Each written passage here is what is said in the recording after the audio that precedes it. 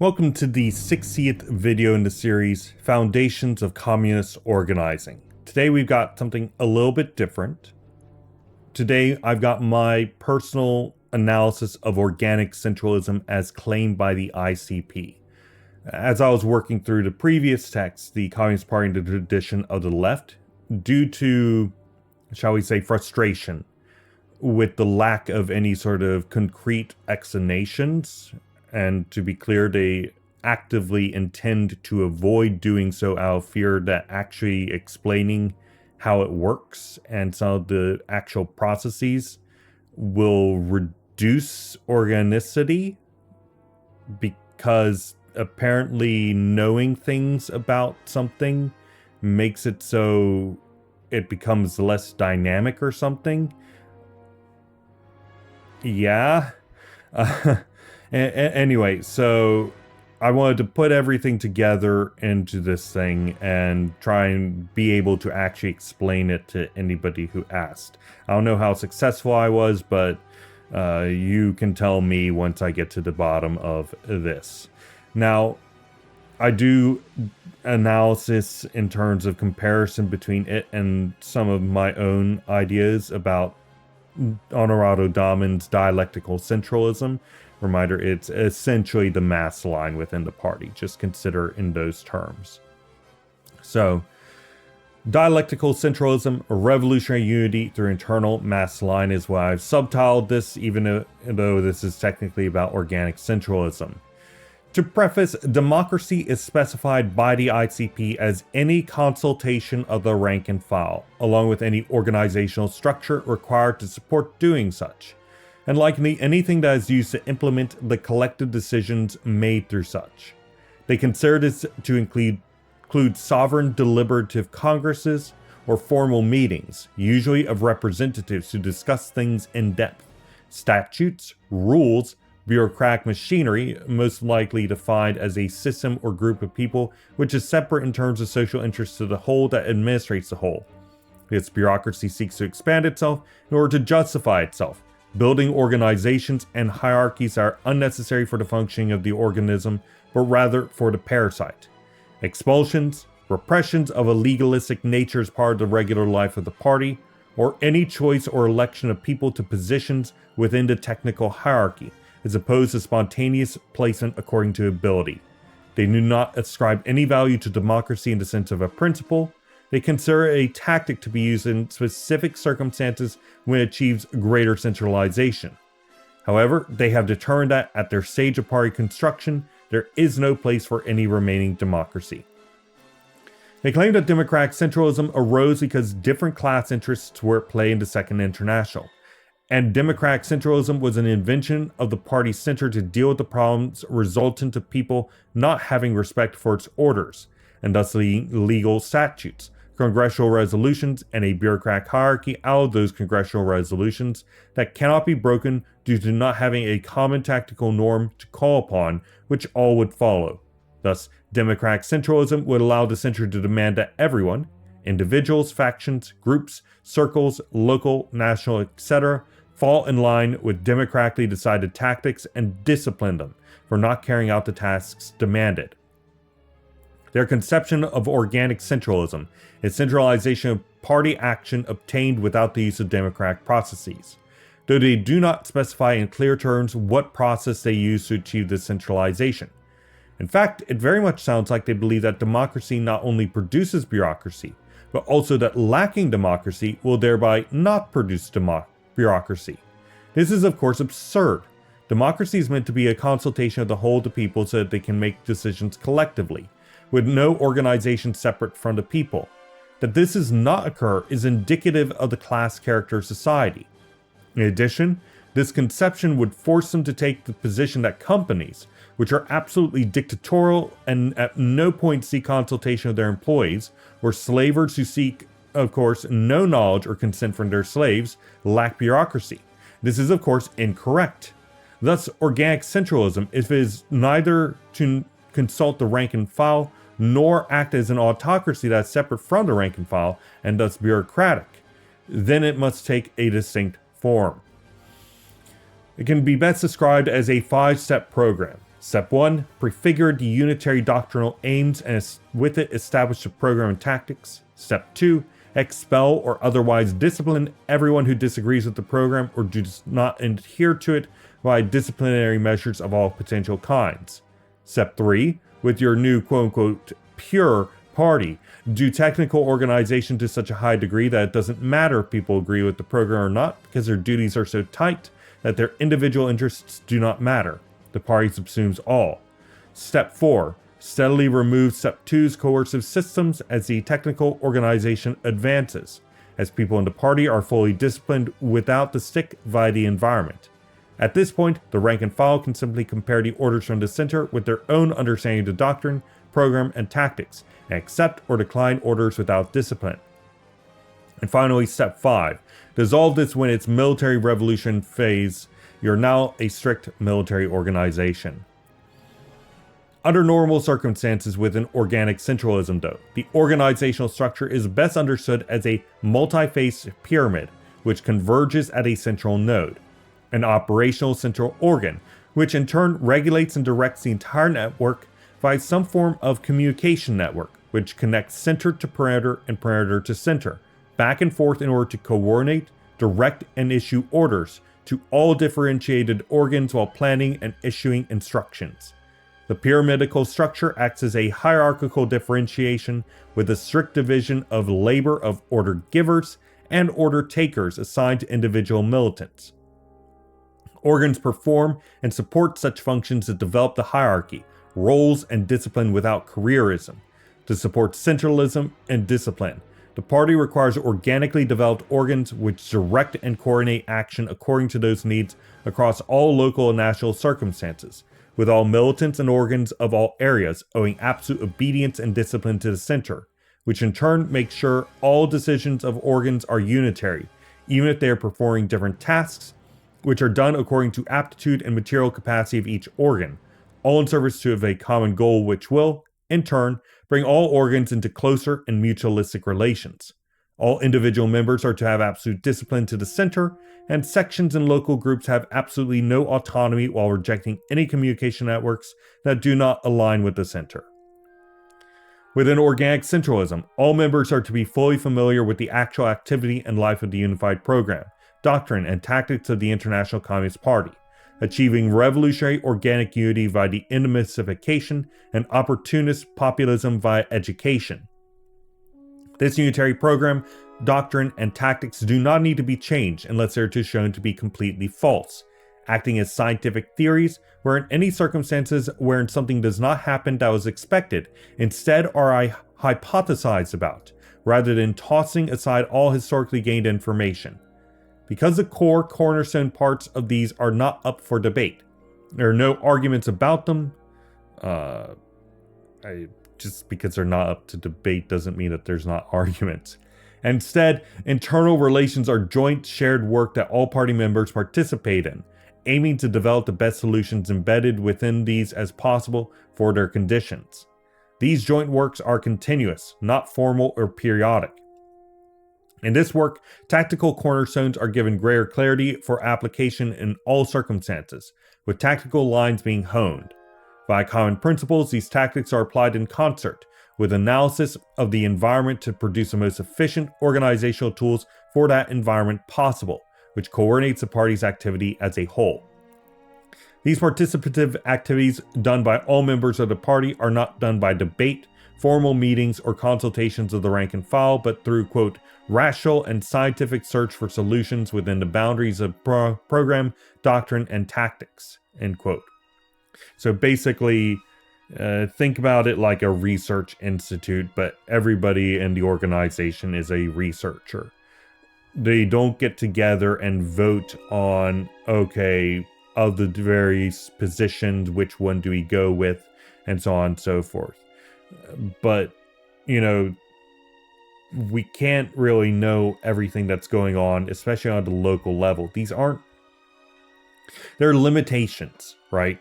There are limitations on the amount of fidelity that an organization can get, especially on a higher level as regards activities that it needs to be taking out. all these different local organizations are doing their own thing. They have to do their own thing. They can't wait for the center to be giving orders on every single little thing. All right, continuing. Factions and internal factionalism is suppressed via organizational structure, making such difficult, if not impossible, while ensuring maximum consultation with the base while spontaneously eliminating any grouping that starts to differentiate itself.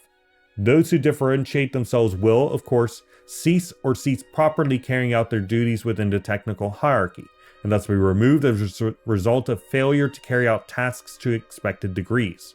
If they privately disagree but carry out their tasks, it does not matter. In circumstances wherein there are multiple answers to a given tactical problem within the boundaries of core tactics, there can arise disagreements between groups of militants. The solution in this case decided upon is a result of scientific study, rather than any consultation of the majority or some leadership assumed to have the correct answer. In addition, in circumstances wherein environmental conditions are unfavorable, or internal conditions result in the party being unable to carry out tasks, where the party will change its tactical, programmatic, and theoretical homogeneity. In response is necessary, the necessity to change such, the party does not repress dissension, though it does not support it, but instead seeks to clarify cornerstones via objective research, make clear to the whole party the results, and have a plan of transition to those new tactics, along with a plan to maneuver to the highest conception when complete. The party's homogeneity needs to have an embedded basis for change, so that everyone knows what to do in the face of changing conditions, with a theory of change of historical dialectics. The rank and file analyze and commit to the doctrine, program, and tactics, along with clearly stated unitary principles and aims, and compare with the orders they are given from the center at any given time. If the orders do not adhere to them, having historical basis, then they refuse to carry out the orders. With no method of disciplinary coercion held by the center, any command that is refused can only be understood as a failure of the center and organization, not of the rank and file, individuals, or the program, tactics, or doctrine. It could be three potential reasons. 1. In conditions wherein the rank and file refuses, it can only either be an incorrect understanding of the orders or larger strategy, and thus tactics require greater clarification. 2. The center is incorrect in their understanding of the tactics, doctrine, or program, or the situation at hand. Or 3. The rank and file members of the center, or the center as a whole, is coming from a revisionist, traitorous, opportunist, whatever's understanding. In such conditions, either the rank and file are unable to properly carry out their orders because they don't understand them, or the center is engaging in maneuvers that the rank and file have no way of knowing the quality of. Fundamentally, the question becomes what the goal of the organization is, and whether or not we have reached a military phase, wherein secretive organization is necessary. Once we have reached the conditions for armed organization, military action with precise hierarchy becomes needed. At this point, organic centralism is placed aside. Rather than demystify at this point, the party needs to be able to engage in complicated maneuvers and schemes with a systematized division of labor. In this condition, workers' organs outside the party within this militarized structure need to be dynamic and integrated within the dynamics of the whole. With this in mind, action should not be carried out until the rank and file and center are in agreement and know that they understand each other, with no more clarification necessary. Of course, that leads to very slow activity. And as we talked about in the piece with Dahmen, revolutions love action and hate cowards who show up a day late. Alright, continuing. However, there are no structural protections in case discipline becomes such that people lose the ability to apply the program, which may have been detached from reality towards a mythical historical party. This functionally relies on the center to trust the rank and file to break with the center when their orders no longer apply, while also demanding absolute trust in and adherence to the program, tactics, and so on. This is especially the case if all rank and file can do is assume that there's some maneuver being applied that they can't understand because they don't have the bird's eye view that the center has over the different peripheries to take action, nor is it even particularly important for them to know what all the different peripheries are doing. It seems that this has fundamentally locked the organization into either 1. The periphery being too trusting of the center, and as a result, diverging apart from the orders from the center, who is looking to the future and not being firmly on the current class terrain, and thus its orders steadily become more and more detached. Or 2. Too suspicious, resulting in the center and periphery coming to blows, where the center is disarmed by having no disciplinary capacity. Instead, there must be a constant dialectical relation between the center and periphery that keeps the party's activity firmly on a class terrain at any given moment, with a lively sense of history that is looking at all times for the moments where decades might happen, while allowing the possibility for the center to maintain absolute centralized control so that complex activities can take place with trust in the center as the organ which understands the large-scale needs of the movement through strategic command. All aspects of the World Communist Party need to have basis in shared unitary theory that is proletarian only and no other classes. And all aspects, such as tactics, need to be recognized as valid and unchanging by all members. Even if the membership does not recognize the validity, they should not care. If the membership does not recognize the validity, then they should not carry it out. And because the center has no methods of discipline, it needs to change its orders, recognizing them as not the correct application of theory. There must be room for the recognition that neither the rank and file nor the center are always right. The correct position could be held by any layer whatsoever, including a single individual such as Lenin and his April theses, breaking with the Bolshevik Party according to his intuition based on firm grasp of class terrain and history. Positions in the party hierarchy are determined solely by the ability of an individual to carry out the duties of that position. The organizational structure is robust enough to have anyone of any viewpoint in any position, so long as they carry out their duties. If they do not, then they will be replaced.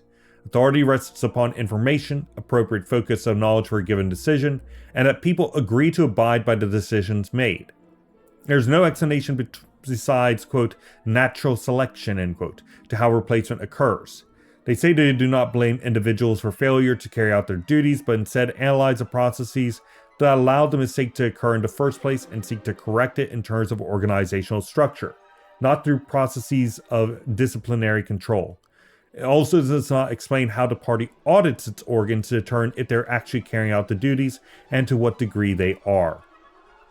Anyone who tries to break with the program is not pressured in terms of statutory discipline, and any orders given within the hierarchy or center are only accepted if the rank and file identifies in line with the program, doctrine, and tactics. And thus the historical tradition of the party. By the way, anyone who tries to break with the program, the only disciplinary method is kicking them out of the party. Okay, continuing.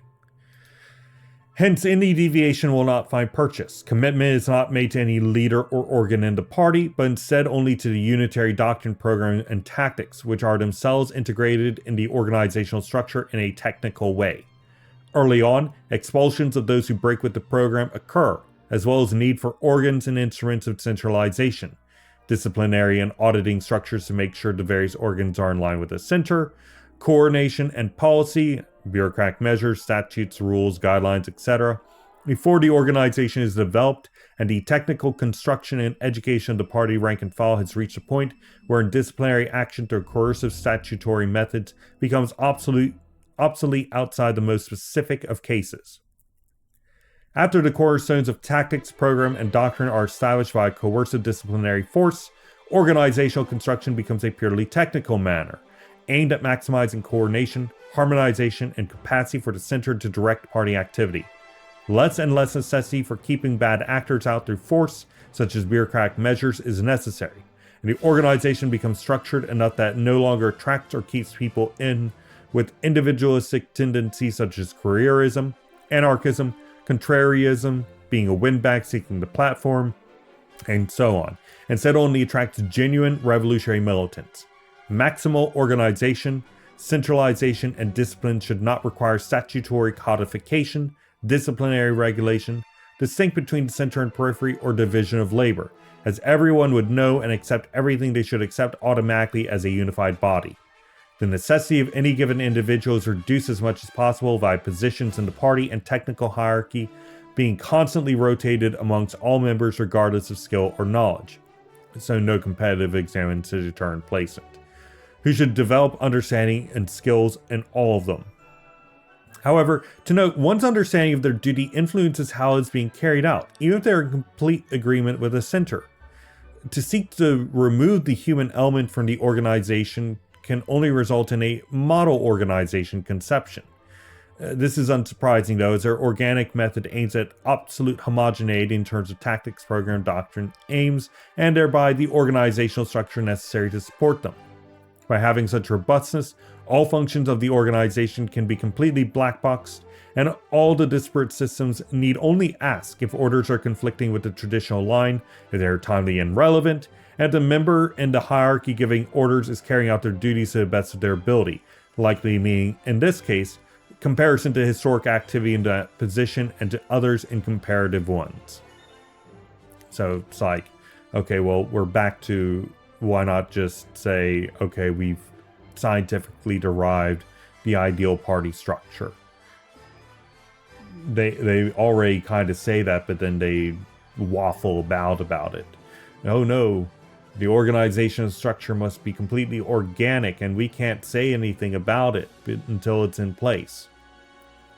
But we can say everything except that in terms of absolute scientific concreteness. But no actually talking about the organization or the concrete methodologies by which we develop that organization. No, can't do that. Continuing, it stops dogmatism brought about via mechanical methods of gaining positions within the technical hierarchy, no longer a political hierarchy, or the imposition of dogmatic methods, while also protecting the party from losing independence via strict adherence to a program which specifies proper engagement with external entities. It stops the party platform from being occluded externally via focus on education, development of political ideology, definition of tactics, and organizational consolidation. Leadership is not at all times in place. If no one who has the basis for acting as leadership arises, then the organization should be robust enough to function without one. Leadership arises not through formalized systems of election or selection, but instead organically by being instruments and operators of the tasks of the party, developing trust in their ability to comprehend and explain facts, while acting as a leader with a will to action, showing initiative. This, of course, requires all members to be able to carry out actions of their own initiative, though within the boundaries set by the center of the party without reprimand. Whenever and wherever there arises a need for a particular organizational structure, the structures and hierarchies within them are spontaneously, organically staffed. Okay, good luck. And when they are no longer needed, they are dissolved. This allows for a highly localized formation of the party rather than some universal formulae for the organizational structure. So if one section of the party needs something and another doesn't, then they are not identical. The thing is, factories are the same way, right? Factories are planned out, they are constructed from the ground up by engineers and architects. And not every factory is the same. In fact, you would be hard pressed to find one the same because they are on different lands. They're producing different things in particular. They need different road inputs and connections with, pipeline infrastructure and so on and so forth. What this means is even if every factory is producing the same thing and doing the same stuff, they are going to be slightly, ever so particularly distinct from one another. And then, but that doesn't preclude you from planning, right? That doesn't suddenly mean no engineers, no architects. In fact, that's exactly where those people are absolutely necessary. Because if it's literally the exact same structure every single time, you don't need those sorts of people. You just need to go in and clear the land and put it up there. But you do need those people because you can't have the exact same thing over and over again. Because there are different external conditions which enforce distinct internal structures. Okay, continuing. Organs themselves are created and developed through action, fitting to the tactical action necessary and nothing else. These organs can, to some degree, be automated in technical form, but they must always be developed specifically for their external and internal conditions. Every locality must develop organically within their own environment and internal conditions, within the framework of the program, doctrine, and tactics, carrying out what is possible within their circumstances and development, aiming to maximize their capacity to carry out the highest forms of all these quantitatively and qualitatively. In addition, at no point should any conception of organicity lead to the center, through its lack of consultation of the rank and file, breaking away from them, or, as a result, the program, as a result of being theoretically in the clouds, must at all times keep its feet firmly on the class terrain. It is at the risk of such because it does not actually take information from below, instead relying solely on the center learning from the outputs of the periphery, thus creating the conditions wherein the center can break with the proletariat as a class in all conceptions of this. So remember how we talked about with the black boxing, right? You only, the higher up levels, they are not actually interested in seeing what's going on in the lower down levels. In fact, a lot of that information isn't directly useful for them except under specific special circumstances. So instead, they look at the inputs and they look at the outputs, and they might see that more inputs are going into this box that they can't see into, but the outputs are staying the same or reducing. At that point, they might go, at that point, they go in and say, okay, what's going on? What's happening? Why isn't this working? And potentially they open up that box, they do an audit of it, and then they determine, okay, looking at other organizations that are similar to you, then you should be adopting these sorts of things, so on and so forth. This is something that every sort of organization that has some sort of center does, and it's necessary, because if everybody is trying to invent the wheel, then even if you might get some interesting things that might be greater suited to their conditions, you are certainly not going to be very effective, because the vast majority of stuff just isn't going to have the information necessary, even if they are taking orders from the center, which is trying to guess at what the ideal tactics and strategy and so on and so forth are. The center is doing higher level stuff. The periphery needs direct orders. It needs to understand what the other sections of the periphery are doing. To lessen this risk, there can be congresses which involve general periodic consultation of the rank and file, thank you, who can make decisions about questions of general orientation while keeping in mind the historical doctrine. They lack the ability to direct that orientation.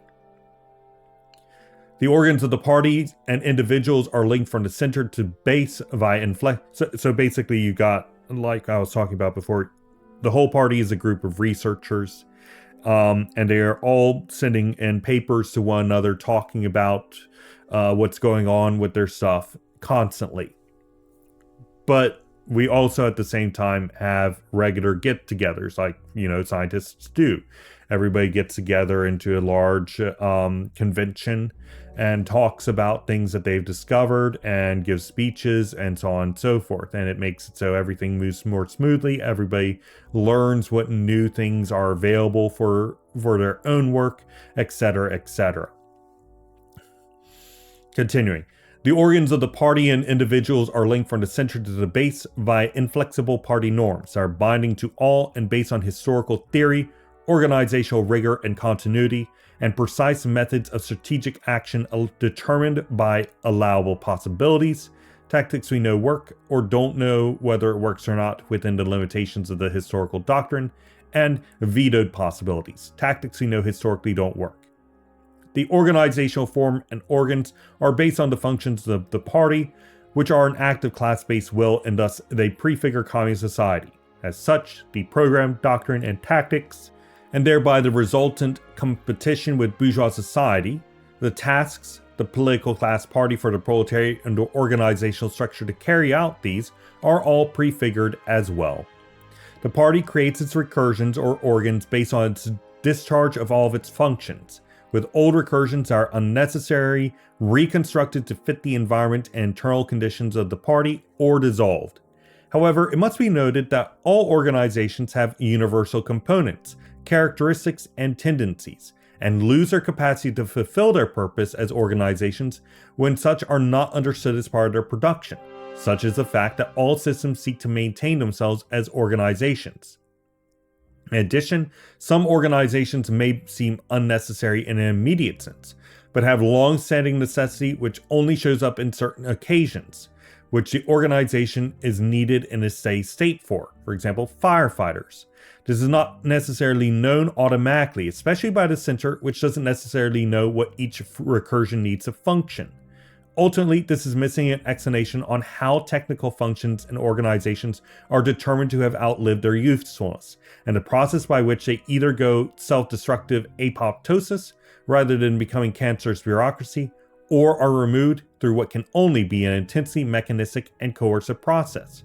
Who determines this, or what process, or group? All organization is focused on maintaining and maximizing the party's ability to stay existing as a political class party of the proletariat, and maximizing itself as one by the continuous defense and definition of theory and historical analysis, physical organization of the militant core, and intervention and activity in the actual proletarian struggle.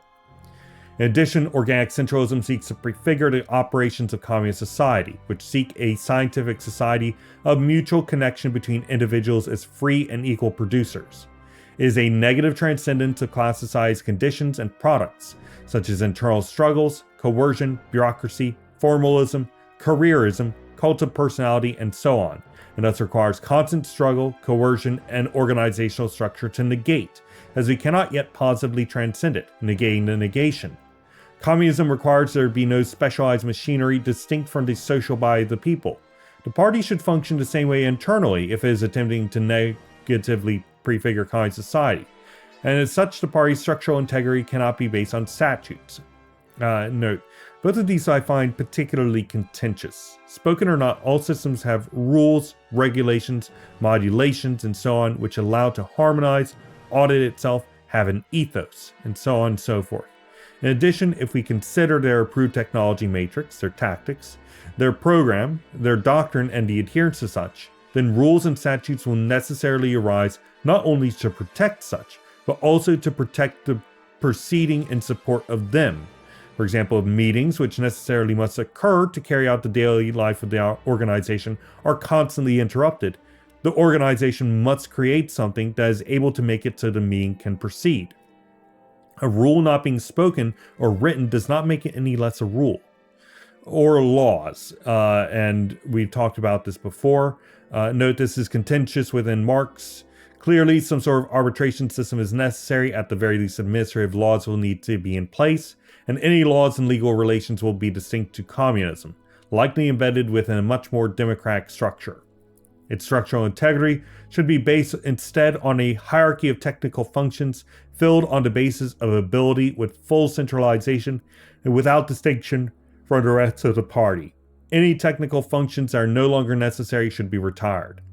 In addition, organic centralism must produce an internal system which has no contradiction between the interests of the individual with the interests of the party, equalizing all regardless of their mechanistic class character outside the party as communist militants, removing the ability for their individual consciousness to influence the functions of the party, while at the same time producing liberation of consciousness within the membership.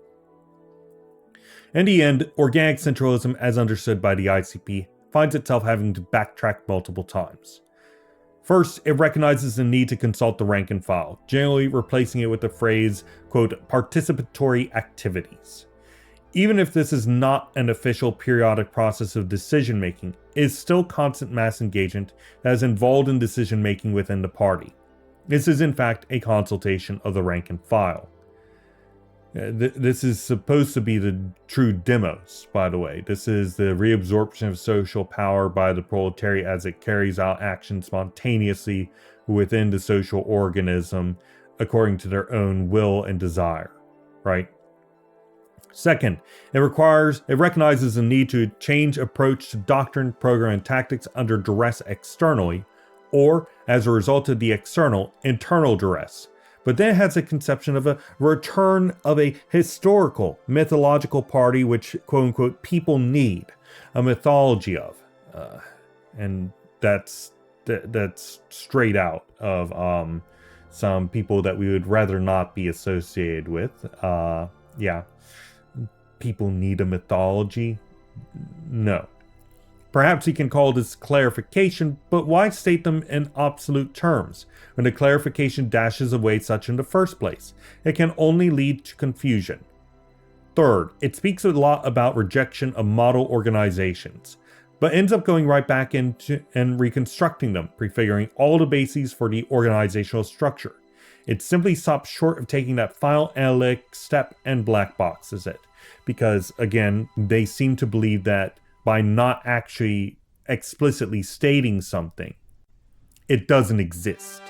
But that's not the case, and everybody knows this. Every serious person understands that simply avoiding saying something doesn't make it so it's not existing. Sticking your fingers in your ear and saying la la la la will not stop the organizational structure from solidifying and existing. It's there. Deal with it.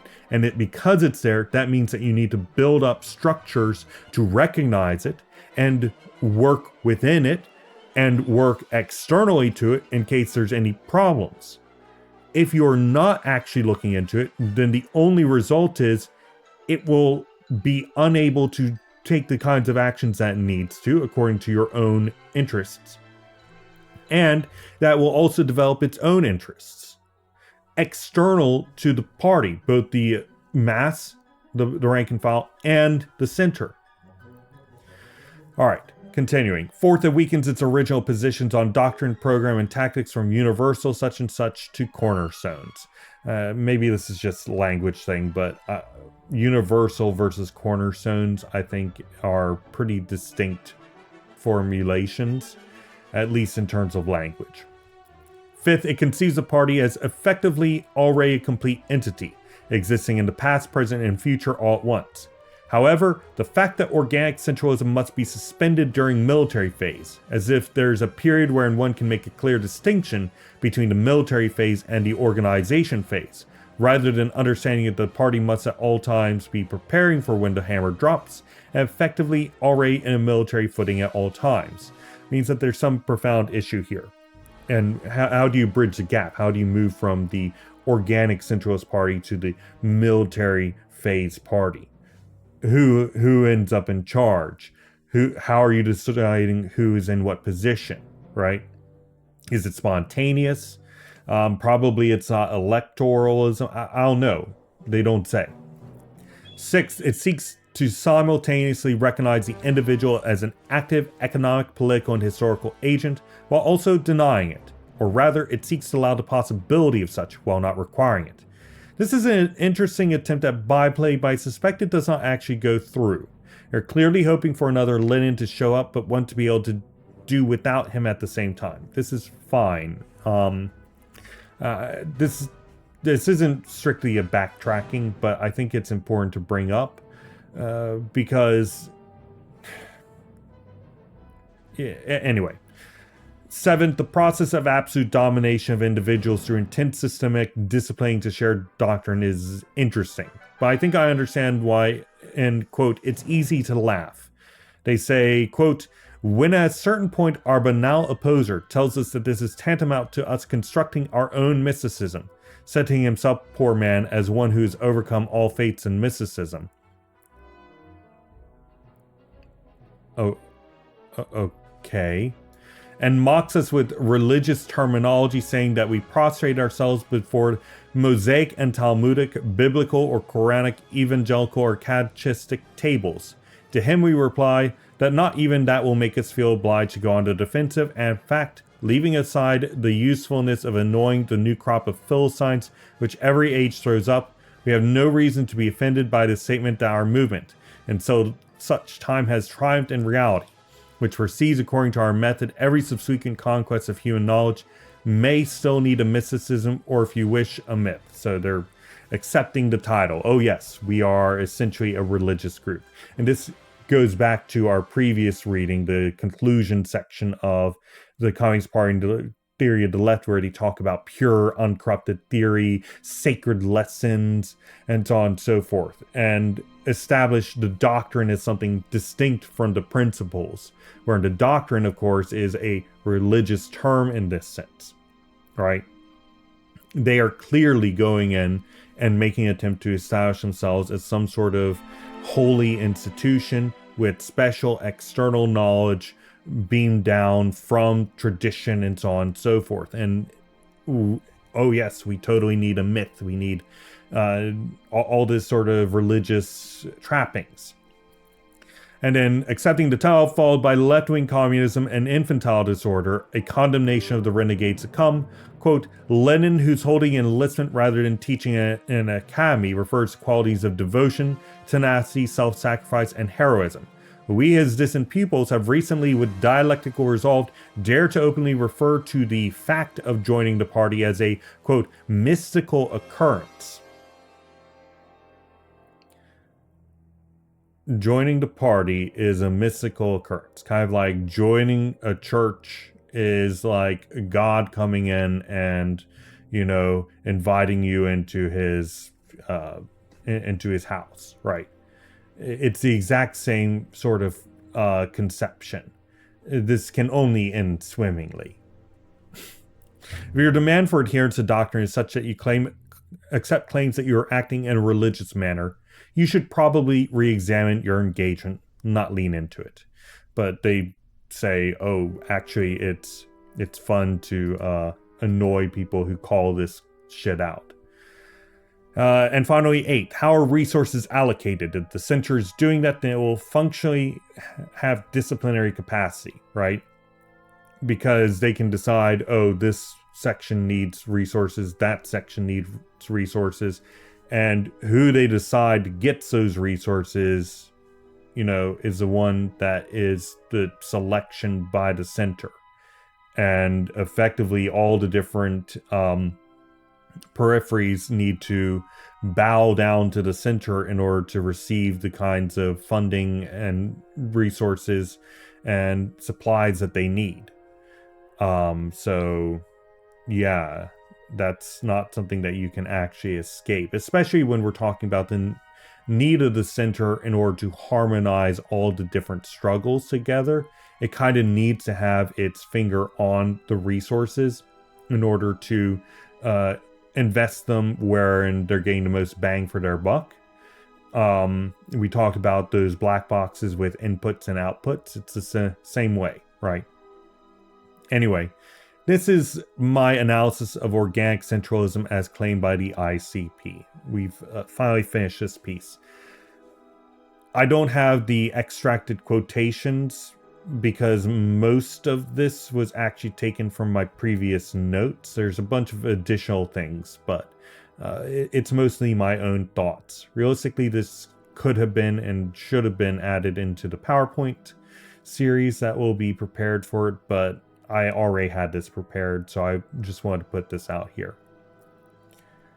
I do intend to do a little bit more work on this in terms of party structure in order to essentially put out there, because I've talked about the capacity for an organization to prefigure its organizational structure based on critical analysis of its principles and strategy and tactics and so on and so forth.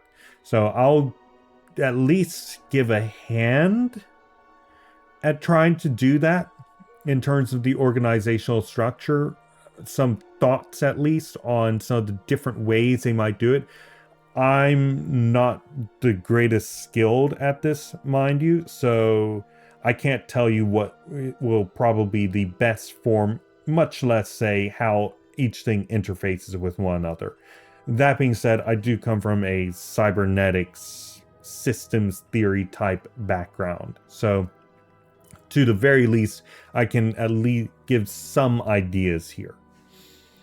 Now, even so, if you'd like to read through this yourself, you can go into the description below and you'll find a link to the Google Doc.